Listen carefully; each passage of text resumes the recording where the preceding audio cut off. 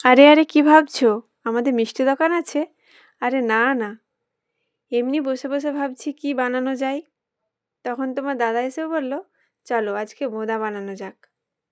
দেখো, বলা মাত্রই দুজনে কাজে লেগে পড়েছি বোঁদা বানাতে। এদিকে দেখো বেসন মাখতে বসে পড়েছে তোমাদের দাদা। বেসনটা কিন্তু খুব কম জল দিয়ে ভালো করে মাখতে হবে, ফাটিয়ে নিতে হবে। আর এইদিকে দেখো আমি কড়াইতে চিনি জল দিয়ে রসটা তৈরি করে নিচ্ছি। এই প্রথমবার কিন্তু বোঁদা বানালাম। এদিকে দেখো রসটা কিন্তু তৈরি হয়ে গেছে। এবার নামিয়ে নেব।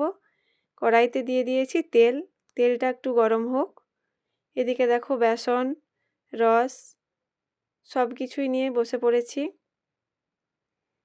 এই যে দেখো ভাজছে তেলে, একদিকে ভাজছে আর একদিকে রসে ছাড়ছে। একদম দেখো দোকানের মতো হয়েছে। এখানে কিন্তু আমরা কোনো কালার ব্যবহার করিনি।